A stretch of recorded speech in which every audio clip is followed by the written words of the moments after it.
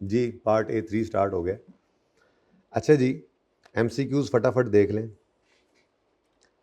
पहला ही MCQ है मेरे ख्याल में करने वाला। तो PL has 75% share holding in SL since 2021।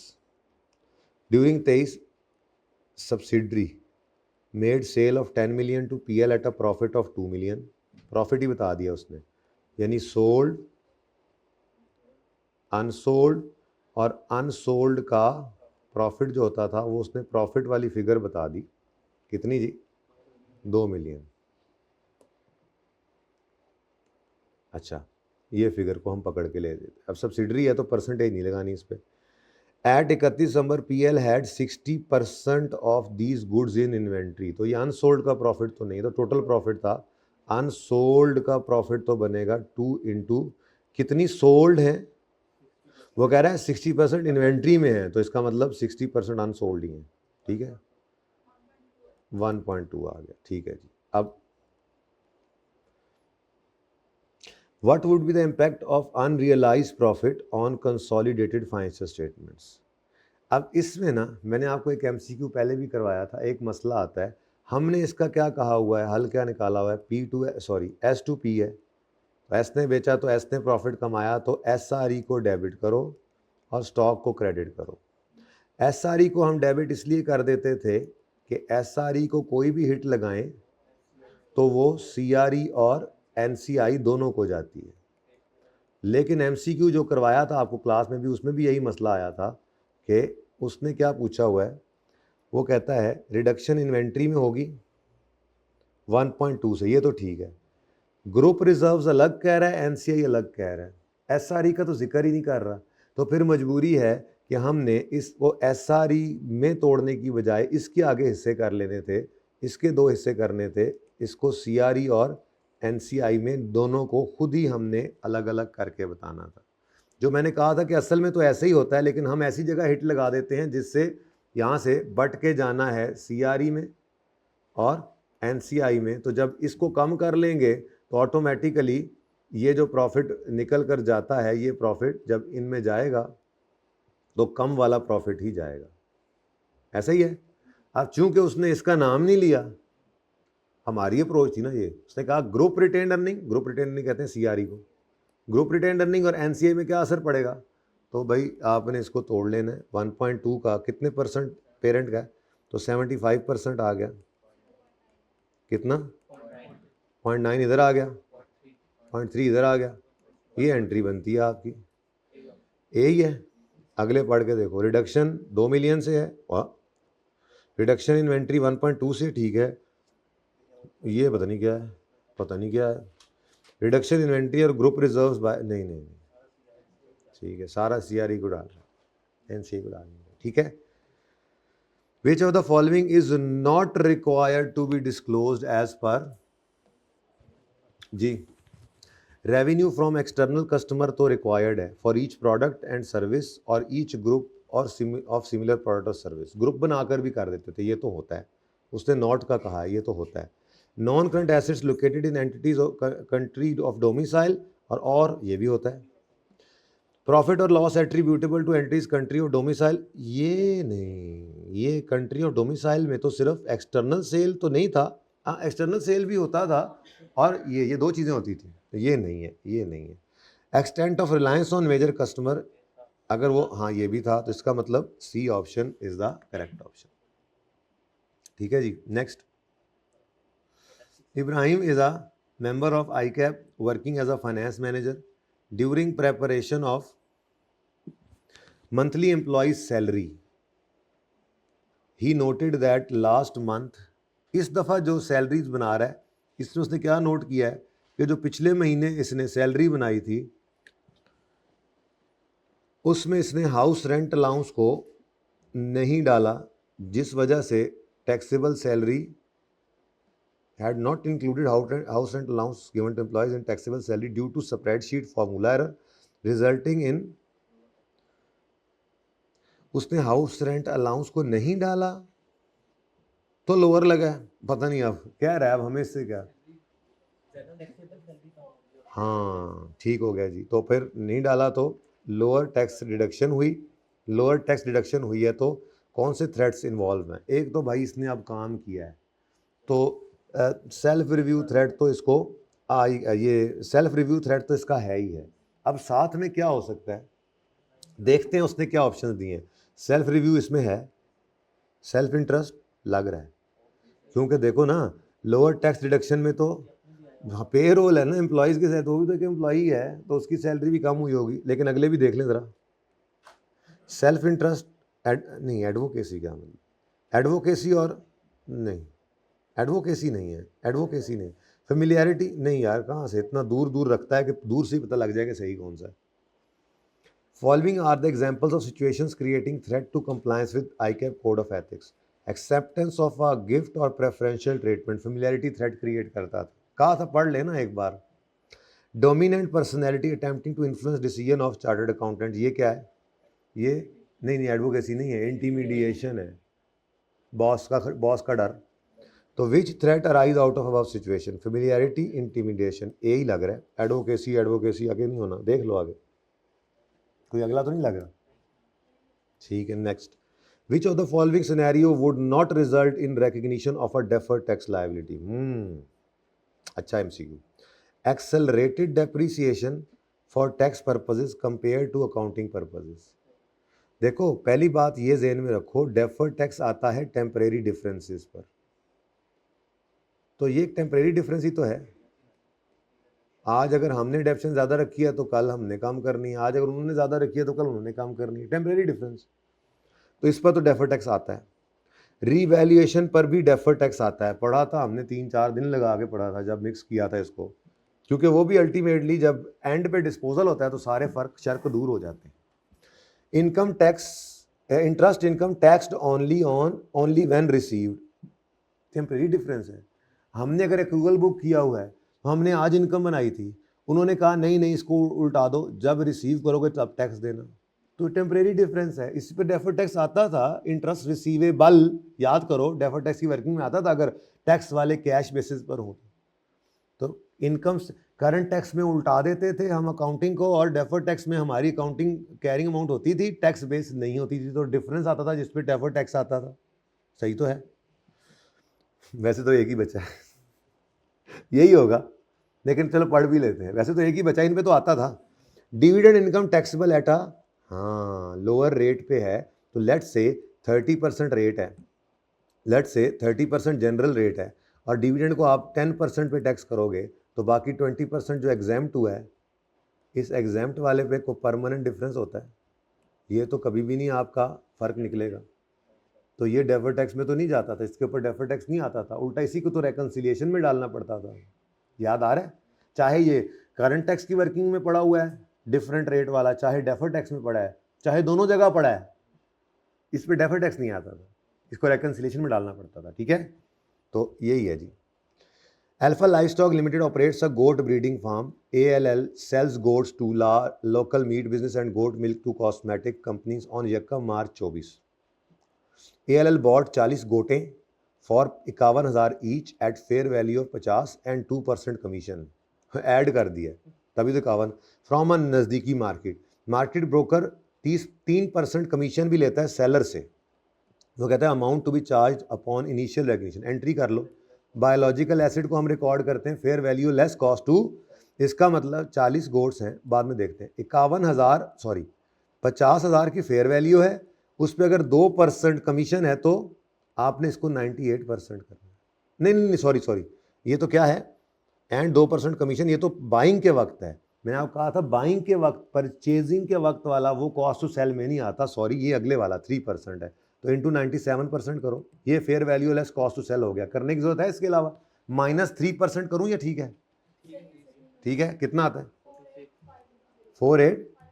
लेकिन कैश में आप क्रेडिट करते होते थे, ओ सॉरी ये तो एक है, इंटू 40। जी आप बताओ, रुपीज इन 1000 मिलियन, जो 1940 है। चलो, कैश में हमने कहा था जो पे करके आए हो वो सारा ही है, चाहे 50,000 फेयर वैल्यू है, चाहे 2%, ये इसमें आता होता था, याद है? ये कितना बनता है? तो क्या आएगा जी? बैलेंसिंग लॉस ही आता था हमेशा पहली बार जी। कितना? अब ये लॉस आ गया, अब पता नहीं उसने क्या मांगा था। What amount will be charged to P&L upon initial recognition? 100,000। ठीक है, किए थे MCQs, हो गए थे। विच ऑफ द फॉलोइंग, वफा निभाने वाले तो ऐसे होते हैं, सारा कुछ आता है, करके बैठा है, फिर भी बैठा है बेचारा, नींद भी आ रही है। Which of the following statement is या are correct? Bearer biological assets are those that are harvest. आगे जाने की जरूरत है। बियरर बायोलॉजिकल एसिड वो होता था जिस पे एग्रीकल्चरल प्रोड्यूस आती है, उसको हार्वेस्ट तो नहीं करते, बल्कि हमने तो ये कहा था खास तौर पे प्लांट जो है, अब और बियरर का ये कॉन्सेप्ट भी हमने कहा था प्लांट के लिए है। तो प्लांट के बारे में हमारा था बियरर है ही तब जब उसकी लकड़ी किसी काम की नहीं है, बालन के काम की है बस। तो ये हार्वेस्ट नहीं होता, ये तो गलत है यार, आगे क्या पढ़ना। एज एग्रीकल्चरल प्रोड्यूस, क्या बायोलॉजिकल बियरर बायोलॉजिकल एसिड को आप काट लेते हो एज एग्रीकल्चर प्रोड्यूस?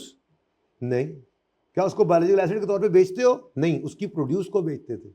आगे कहता है कंज्यूमेबल बायोलॉजिकल एसिड, बकरा, तस्वीर याद आ रही है? वो तस्वीरें थी, फिश फार्म था, बकरा था, गाय थी, लकड़ी थी, नहीं तो कहता तो मैं दिखा देता हूं।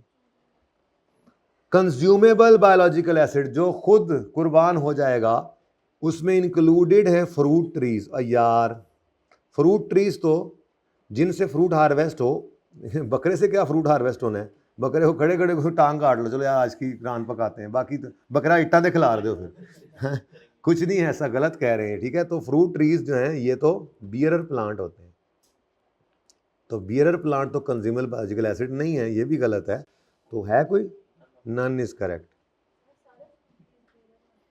सारे फ्रूट ट्रीज बियरर हैं अनलेस के उनकी लकड़ी ऐसी, किसी ऐसे फ्रूट ट्री पे चले गए हम जिसकी लकड़ी कीमती है, जिसकी हमने मिसाल दी थी वॉलनट ट्री, अखरोट का। मैंने ऐसे बच्चों से पूछा था पठानों से, उस वक्त क्लास में बैठे थे, आजकल तो वो पठान चले गए अपने इलाकों में, अब अखरोट की लकड़ी देख रहे होंगे वहाँ पे जाके, घर बैठे हुए पढ़ रहे होंगे। तो मैंने उनसे पूछा था, तो लकड़ी वैसे मैंने सुना भी हुआ है अखरोट की लकड़ी बड़ी कीमती होती है, उसका फल भी है, लेकिन जब वो कट जाए तो वो एज एन एग्रीकल्चरल प्रोड्यूस भी बिक सकता है, तो वो फिर बियरर नहीं है, फिर वो कंज्यूमेबल भी नहीं है, फिर वो बायोलॉजिकल एसिड है। जैसे गाय है, गाय उसकी फेयर वैल्यू लगेगी ना, हर साल के एंड पे आप उसकी लकड़ी की कीमत लगवाएंगे, आएगा लकड़ियों के ठेकेदार आ गएगा, हाँ जी तुम्हारे जंगल की कीमत इतनी है, बेचना है, मैंने कहा नहीं अभी फल दे रहा रहने दो, तो लकड़ी की भी कीमत होगी और उसके ऊपर लगी हुई प्रोड्यूस की भी कीमत होगी। वो जो उसके ऊपर लगा वो फ्रूट है वो भी बायोलॉजिकल एसिड है, वो करंट एसिड में आएगा, और जो लकड़ी है वो भी बायोलॉजिकल एसिड है, वो नॉन करंट में रख देना, ठीक है। Which two of the following would provide disclosure related to IFRS 8 in a listed company with single reportable segment? याद है आपको, मैंने एक वो दिखाई थी पाकिस्तान केबल, लिस्टेड कंपनी है, चाहे उसका एक भी रिपोर्टेबल सेगमेंट है तो उसको डिस्क्लोजर IFRS 8 के देने थे, एंटिटी वाइड डिस्क्लोजर तो लाजमी देते। लिस्टेड कंपनी है विद मल्टीपल, ये भी देते हैं, 2 तो हो गए हैं रहने दीजिए आगे, तसल्ली कर लो कोई गलत ना पढ़ा हो।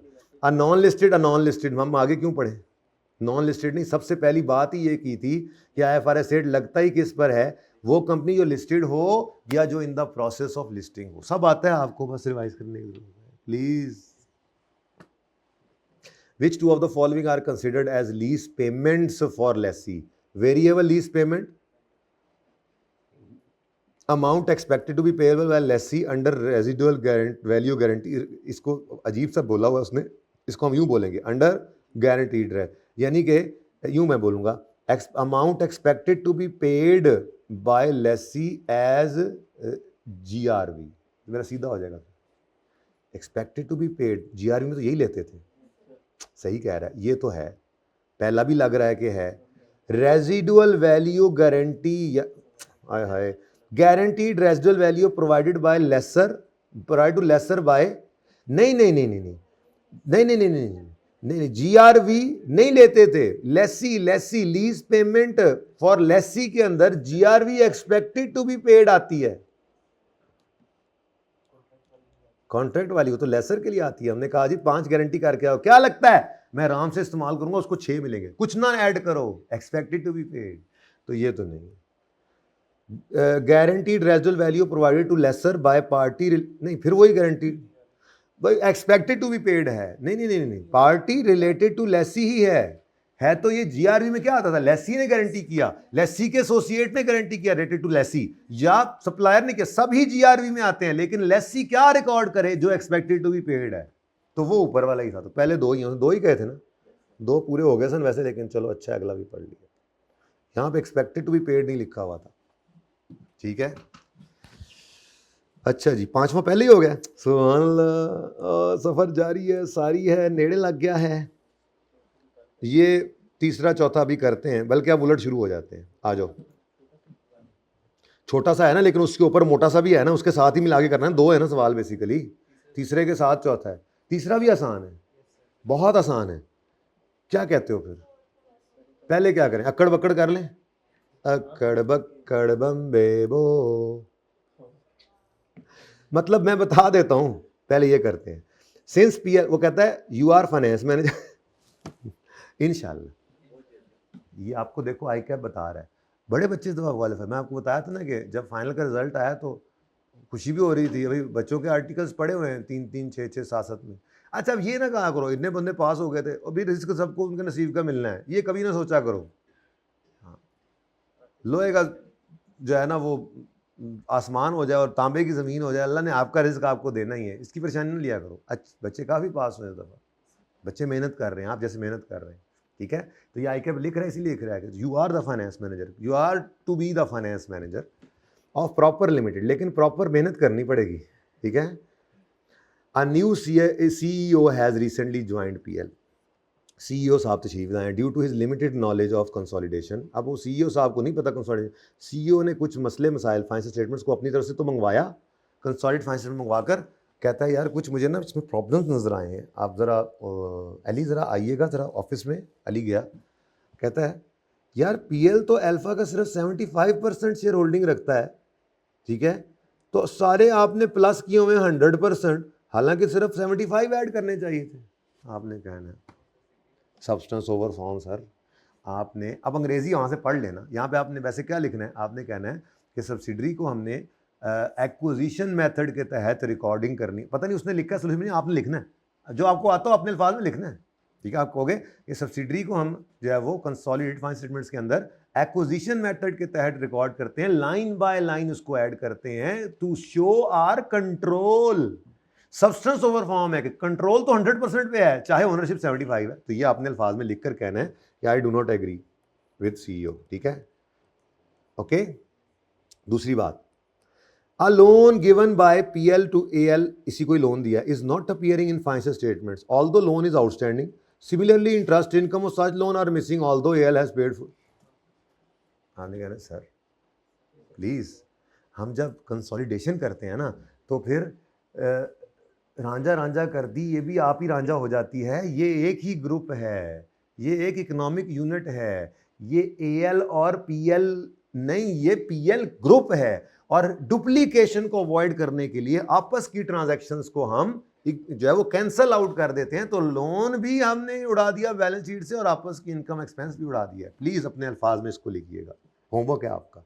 तीसरा, share capital of none of subsidiaries appearing, तो आपने कहना है भाईजान कंसोलिडेटेड फाइनेंशियल स्टेटमेंट्स सिर्फ शो करती हैं पेरेंट का शेयर कैपिटल, सब्सिडरी का शेयर कैपिटल तो आपकी गुडविल की उसको ये ना कहते हैं ना वर्किंग वन में चला जा, वर्किंग वन तो आप और मैंने बनाई थी ना, एडजस्टमेंट अकाउंट तो हमने उसका नाम रखा था ना, असल में तो गुडविल की कैलकुलेशन है वो। कुछ लोग स्टेटमेंट फॉर्म में करते हैं, हमने लेजर फॉर्म में किया, वो तो आई कैप ने तो लेजर बनाया नहीं होता अपने सोल्यूशन में, ठीक है ना, स्टेटमेंट फॉर्म होती है। तो इसलिए आपने ये नहीं कहना कि वो वर्किंग वन में जाता है, बल्कि आपने ये कहना है कि शेयर कैपिटल सिर्फ पेरेंट का फेस पे आता है, शेयर कैपिटल सब्सिडरी का is used in calculation of goodwill, ठीक है।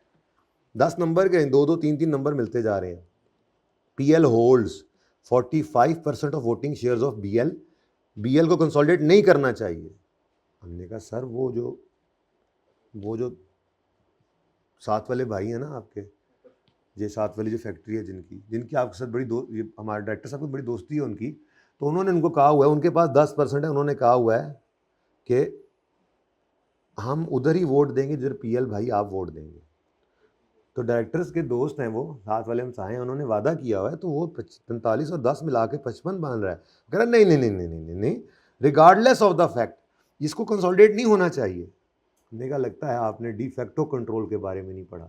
हमने पढ़ा था थ्योरी में, हमने थ्योरी इसीलिए पढ़ी थी, ठीक है, ताकि कुछ रह ना जाए। डी फैक्टो कंट्रोल ये कहता है कि अगर आपके पास एग्रीमेंट की वजह से भी परसेंटेज 50 से ऊपर चली गई तो आपका कंट्रोल है, कंसोलिडेशन करेंगे। डी फैक्टो कंट्रोल, ये लफ्ज़ ही लिख देना जरा, प्रेशर पे आ जाता है एग्जाम में, ठीक है, ओके। और आखिरी है, one of PS associate has significant intangible asset but no intangible asset is appearing in. मैंने कहना है भाई ने एसोसिएट को हम equity method consolidated financial statements नहीं, associates are accounted for using equity method, और उसके अंदर हम सिर्फ क्या करते हैं, एक लाइन आइटम सिर्फ बैलेंस शीट के फेस पर एलोकेट करते हैं इन्वेस्टमेंट इन एसोसिएट के नाम से, बाकी एसेट उसके नहीं आते। तो ये अपने अल्फाज में 2-2 3-3 लाइंस लिखो, 10 में से भी 11 नंबर देगा आपको खुश होके कि यार इतना अच्छा बच्चा। तो बच्चे परेशान हो गए, ये 10 और 10-20 नंबर फिर भी आई है कंसोलिडेशन, बच्चे परेशान हो गए, नहीं सर वो सवाल आया नहीं, इतने गंदे गंदे सवाल करके वो खुश थे, आसान से 10 लिखने की मौत पड़ गई, लिखना पड़ गया। पढ़ो, आपको सब पता था, आपको मैंने तो कोई नई बात नहीं बताई इसमें, ठीक है। सवाल को देख के नहीं फैसला करना आपने, इसकी शक्ल बदल गई है तो मुश्किल हो गया होगा, शक्ल बदलने पे अक्सर आसान बहुत, प्लीज़। और फिर अब ये बात जो कि शुरू कर ही दी है हमने, सब्सिडरी एसोसिएट, ये बातें होने लग गई हैं, तो इसको भी कर लेते हैं, ठीक है जी।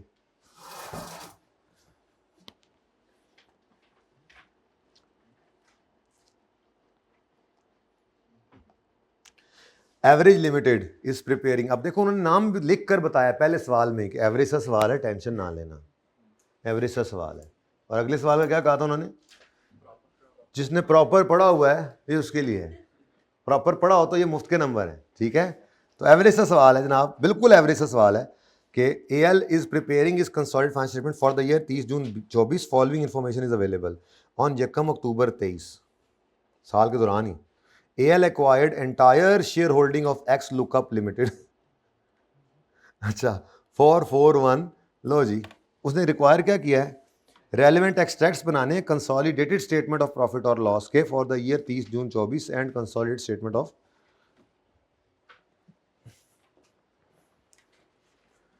क्या नाम है जी, AL group, consolidated statement of comprehensive income, लेकिन सिर्फ क्या बनाएंगे हम, extracts for the year ended 30 June 2024, इसको फिर छोड़ देंगे क्योंकि हम तो बैलेंस शीट का सवाल पहले करते होते थे, ठीक है, तरतीब नहीं छेड़ रहे अपनी। AL group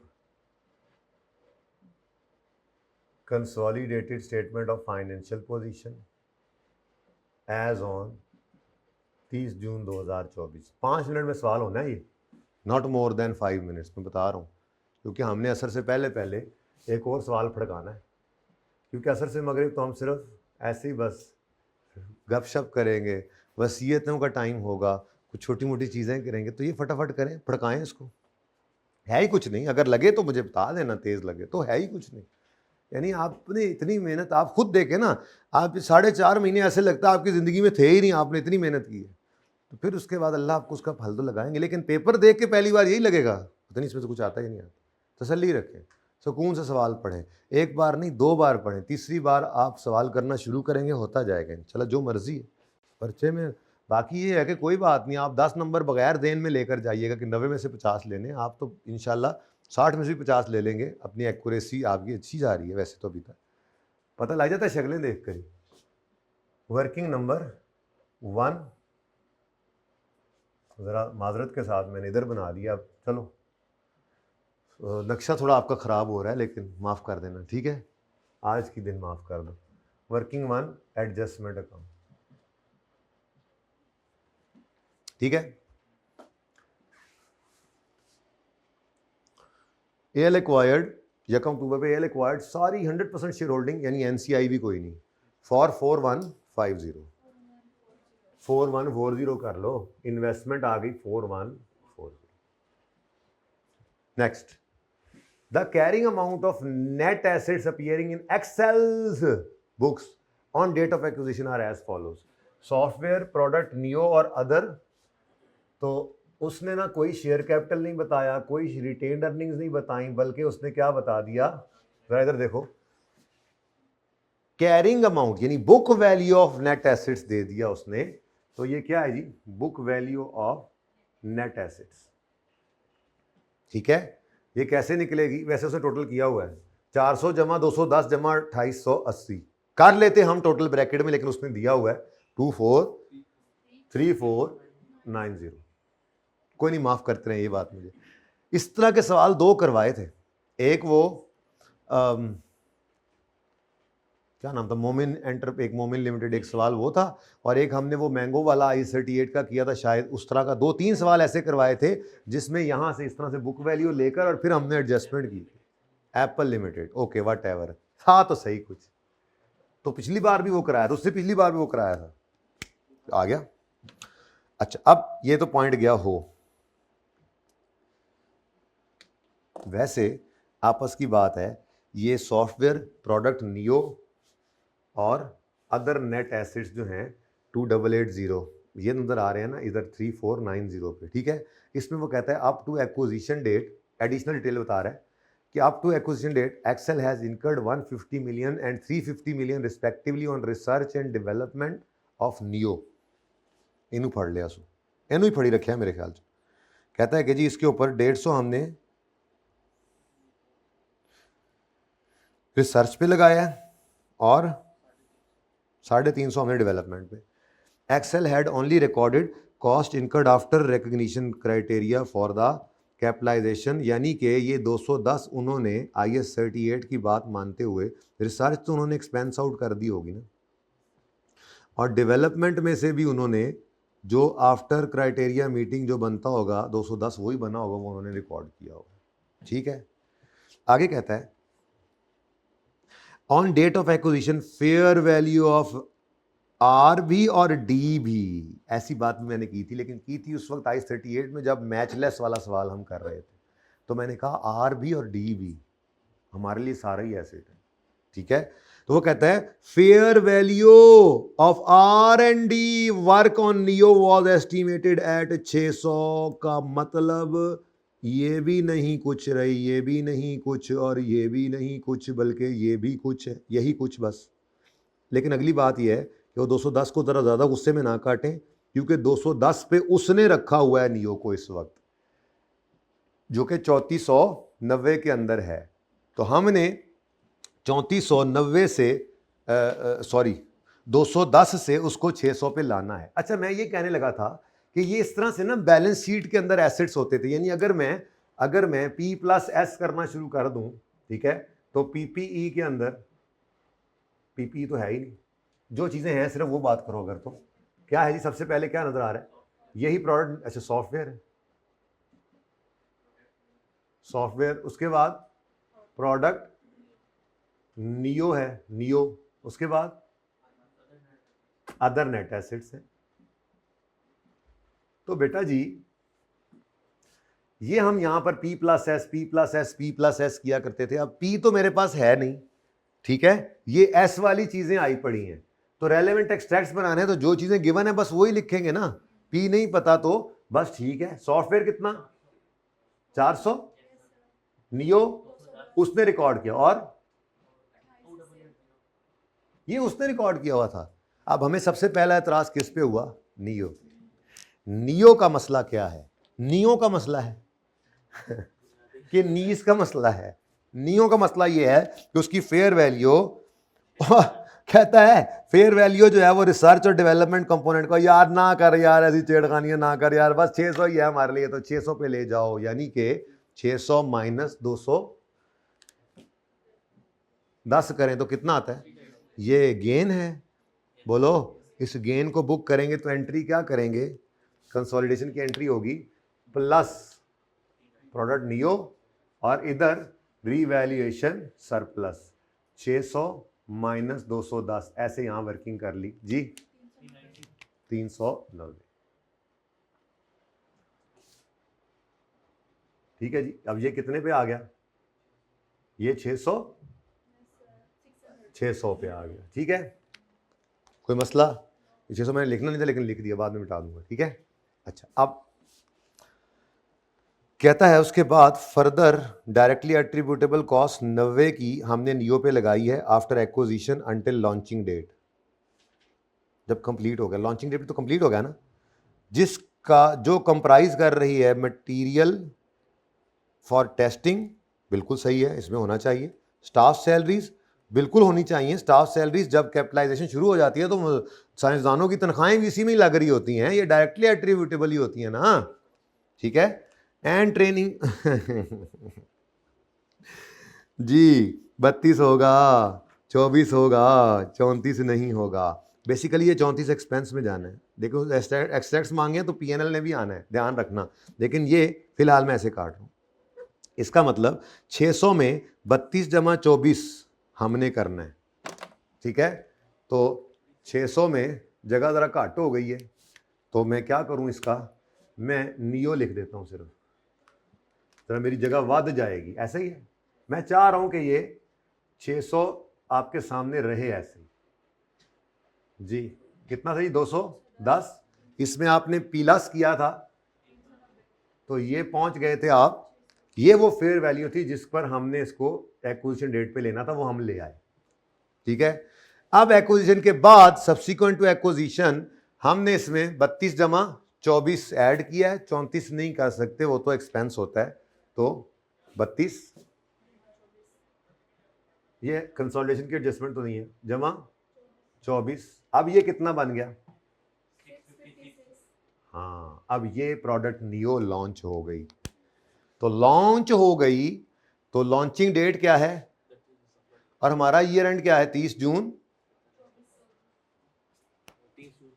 2024। तो 31 दिसंबर 23 से 30 जून 24 तक आपकी 6 महीने की अमोर्टाइजेशन आ जाएगी। इसकी कर दूं, अभी एंट्री कर देता हूं, चलो। अब वो भी ना बना रहे, हम बैलेंस शीट पूरी ना बना रहे। अब बैलेंस शीट बना रहे होते तो किसके एसेट्स हैं, एस के, तो एसआरई को डेबिट करते, एसआरई भी कोई नहीं है, आरई भी कोई नहीं है, तो फिर डायरेक्ट कर दूं या बनाऊं एसआरई। चलो बैलेंस शीट का सवाल कर रहा हूं मैं जी, बैलेंस शीट का सवाल कर रहा हूं मैं, तो मैं वर्किंग नंबर 2 ऐसे ही ओपन कर रहा हूं आपके लिए, जो आपने नहीं करनी ओपन, इसको वर्किंग नंबर ना लगाएं आज, ठीक है।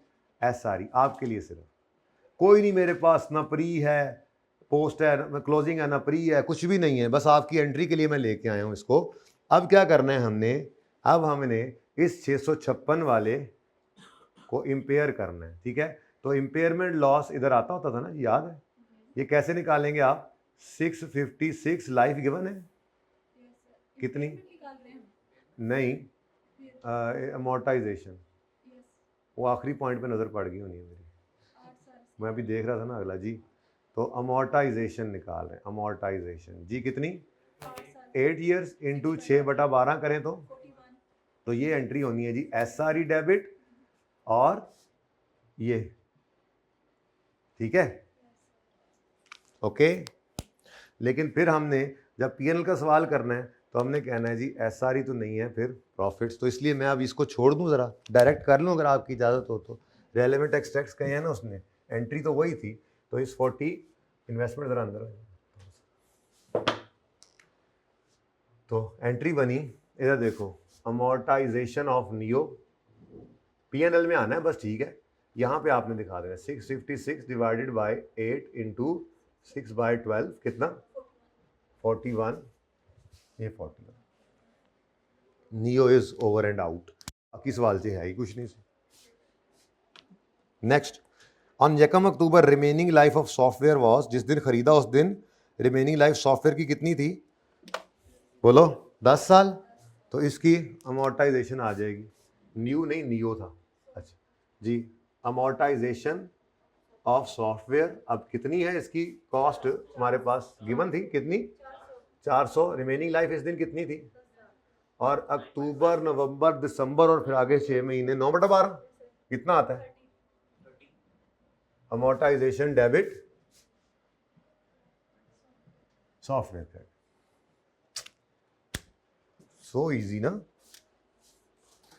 On 1 April Excel acquired a patent in respect of neo 48 का, जिसकी लाइफ, अब ये नया आ गया, नवा आया सोने कह के इसको रिकॉर्ड कर दें। क्या चीज़ है जी, पेटेंट जी, कितना 48 का, इसको भी क्या कर दो आप, अमोर्टाइजेशन ऑफ पेटेंट। इसकी लाइफ कितनी है, किस दिन खरीदा, अप्रैल मई जून, सिर्फ 3 महीने, सारे कर लेते हैं उन्हें, 6 9 3 2 से ये एक्सपेंस है, माइनस लिखना है तो माइनस भी कर सकते हो। और इम्पेयरमेंट टेस्ट किया है और गुडविल, मतलब पहली गलती यह है कि गुडविल है, ताही तो कह रहे हैं गुडविल इम्पेयर हुई है। तो लो जी, सवाल तो खत्म हो गया, ये इन्वेस्टमेंट आ रही है, अब गुडविल आनी चाहिए।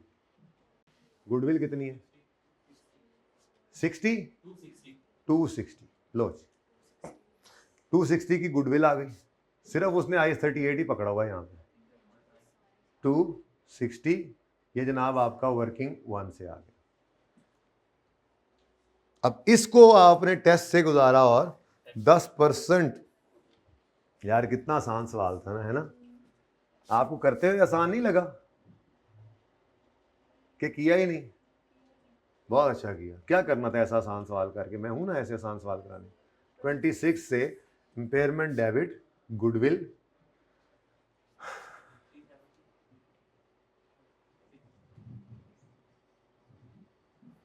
जी हाँ, तू बोला था 10 ही है, 615, कहानी खत्म। बड़े मैंने वुजू भी करना है, बस ये रह गया, सुभान अल्लाह। सवाल पढ़ो। ऑन यकम जनवरी 23 FL purchase bonds issued by ची लिमिटेड फॉर, अब SL ने परचेज किए हैं बॉन्ड, इन्वेस्टमेंट इन बॉन्ड्स है, तो ये तो issue sorry purchase price plus transaction cost पे आएंगे, अनलेस के ये सिर्फ ट्रेडिंग के लिए लिए हों, फिर सिर्फ इशू प्राइस पे आएंगे, वरना 3 मॉडल से याद है इन्वेस्टमेंट, नहीं मुझे याद नहीं आ रहा, चलिए ना मुझे याद नहीं आ रहा, मैं भूल रहा हूँ थोड़ा सा। एक्चुअली वैसे यार तो बहुत ही पढ़दे सी यार किस ज़माने से, आज तो तुसी सही हराम होए हो, घर नस गए हो, थोड़े से बच्चे रह गए आज माशाल्लाह से, 10 बच्चे भी नहीं बैठे हुए। चलो कोई ना, याद तो आएगा पेपर में, जब ये आएगा कर लेना बस। यार पता नहीं कदों लभेगा, 3 मॉडल्स थे जी इन्वेस्टमेंट वेंचर में 3 आ गया, 3 मॉडल्स थे ये, अमोर्टाइज कॉस्ट, FET OCI और FETPL। हमने कहा था पहले cash flow characteristic test pass कराओ, वो होता है इंटरेस्ट और प्रिंसिपल, ये चीज़ें हों, ठीक है जी। तो जब ये पास हो जाए तो फिर business model, hold till maturity हो तो अमोर्टाइज कॉस्ट, होल्ड और मे सेल हो तो, और अगर ट्रेडिंग हो तो, अच्छा अब अगर अमोर्टाइज कॉस्ट हो या होल्ड और मे सेल हो तो purchase price plus transaction cost पे आता था। ये समरीज बड़ी इंपॉर्टेंट है, ये रिवाइज करते रहना है, कोई मसला नहीं है, करके सवाल फिर एक नज़र देख लिया, पहले सवाल कर लिया ना कि यार चलो मैं टेस्ट करूं, कर लिया, फिर एक नज़र देख लिया, ताकि ये पर्चे में भी आपके सामने रहे, पर्चे में ये समरी सामने है तो कोई मसला ही नहीं, तो हम सामने रखते होते थे, बार बार इसको देखते होते थे, ठीक है। चलें, अच्छा जी, अब तो 25 मिलियन क्या है जी इसकी परचेज प्राइस, अच्छा पार वैल्यू 30 है, तो हमें क्या, हमें तो परचेज कर, हमें तो 25 मिल गए ना, and redemption will be at par, देखते हैं रिडेम्पशन कौन सा करवा रहे हैं, ट्रांजैक्शन कॉस्ट ऑफ 0.5, हाँ ये ट्रांजैक्शन प्राइस, ट्रांजैक्शन कॉस्ट आ गई, तो purchase price plus transaction cost पे रिकॉर्ड करना है। Bonds are held within business model whose objective is to hold the bond in order to collect, क्या था जी, वर्किंग मुझे थोड़ी सी भूल रही है, डेट, इंटरेस्ट एक्सपेंस रिकॉर्ड करते थे एट इफेक्टिव रेट, और इंटरेस्ट पे करते थे एट कूपन रेट। अच्छा अब ये लगा करता था बैलेंस पे, ये बैलेंस पे, और ये लगा करता था फेस वैल्यू पे, ठीक है जी, फेस वैल्यू ही लिख देंगे, फेस वैल्यू ने बताई तो ही है 30, तो 30 मिलियन पर ये रेट बता देता हूँ मैं, ठीक है, और बैलेंस पर भी रेट मैं बता देता हूँ। सवाल में रेट गिवन होगा और आखिरी कॉलम होता था बैलेंस का। आपको सवाल किए बगैर भी याद आ रहा है तो खुद सोचो, जब IFRS 15 के सवाल रिवीजन वाले कर लोगे तो फिर ये कोई मसला नहीं है। वो इत्तेफाक से कुछ दिन पहले किया भी है ना, वो आपने पिछली से पिछली अटैम्प्ट वाला सवाल भी किया है, ठीक है जी। 1 जनवरी 23 को इसको आपने रिकॉर्ड करना है 25 प्लस 0.5 है ना जी, 25.5, ठीक है। आगे वो कहता है कूपन रेट 8% है और इफेक्टिव रेट 15%। सुभान अल्लाह, इफेक्टिव रेट, कूपन रेट। अब ईयरली है तो 31 दिसंबर ईयर जी, बताओ 25 पे 3.8 और 30 इंटू 8%, ये माइनस हुआ करता था। बैलेंस भी बता दो क्योंकि बैलेंस शीट उसने एक्सट्रैक्ट्स मांगे हैं ना, देखो हाँ जी।